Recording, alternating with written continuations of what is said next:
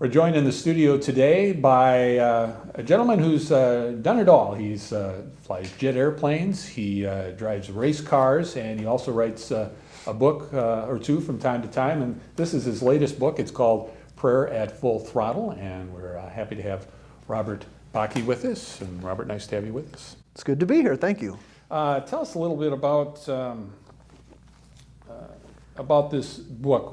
We had talked the other day, and you said this book really wasn't at the top of your to-do list. It's funny, it's funny that you'd mention that, because that was the first thing that was coming to my mind during the introduction, was how after writing my first book, I really didn't want to do it again. In fact, I had written 3 manuscripts along the way, and the third manuscript, which would become my first real book, was a 4.5-year project.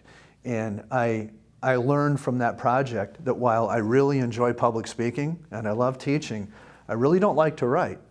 And so I had no intention at all of ever writing another book. And then 3 years ago, after we had literally some miracles happen at the racetrack where I race, and we were able to catch those miracles on film, on pictures, they're in the book, it became very clear that I was going to write a book on the subject of prayer. And I have to be honest with you, I didn't want to do it, but I've always been obedient to the calls that are put on my life, and I really believed I was being called now to write a book on the subject of prayer.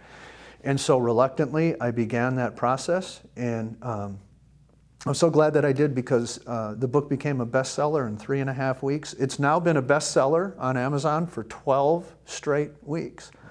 It's been an amazing ride. It's touching all kinds of lives. So that's the history of where the book came from. What are we going to learn about prayer? People know prayer, it's put your hands together and you ask God for something. What are we going to learn about prayer in your book? What you'll learn about prayer is, the sad reality is that for a lot of people, God is thought of as a religion, and it becomes a Sunday morning. It's a Sunday morning routine. Some people feel obligated.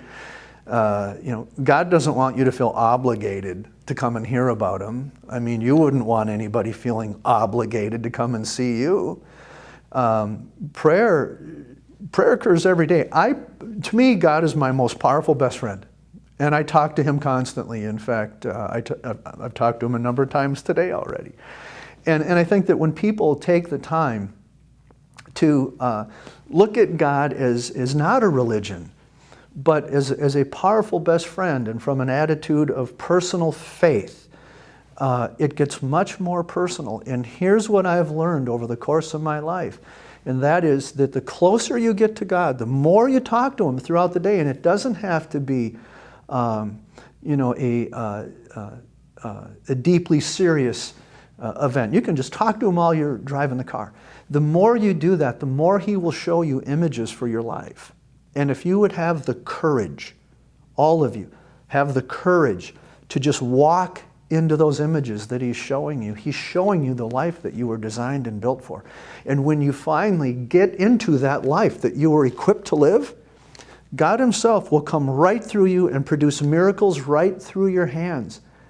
So much so, we've included photos to prove it. Photographic evidence. Photographic evidence.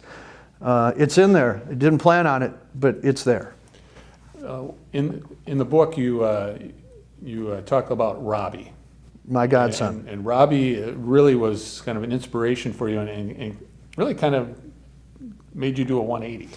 Well, thank you for bringing that up. It's interesting. I've had a certain amount of success in my business career and in my private journeys, and I have to be brutally honest. I really didn't have any interest in children. It just didn't occur to me. And there was a time in my life, though, when my little godson started coming to me as a father figure, because he didn't have a dad. And there was something about Robbie coming to me as a father and my beginning to provide for him that not only touched my heart more deeply than I could have ever expected, but it was Robbie and the level of thankfulness that he displayed. He would thank me for everything. In fact, we wrote 2 chapters about him in this book. It was Robbie constantly thanking me for everything that made me realize how much I wasn't thanking God.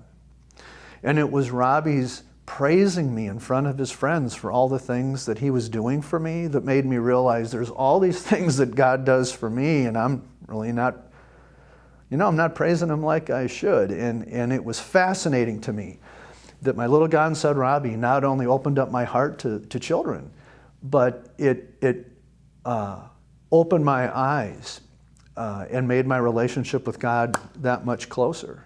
So he was a huge influence on me. All right, we're out of time already, but we want people to look for the book. Where can we find Prayer at Full Throttle? Prayer at Full Throttle, it's actually available online everywhere, but I just send people to Amazon. It's easy to remember. And just Google it, amazon.com, Prayer at Full Throttle. You'll find it there. All right, thank you so much for stopping by, Robert, and sharing your story with us. Appreciate it. Good to meet you. Thank you. Pleasure.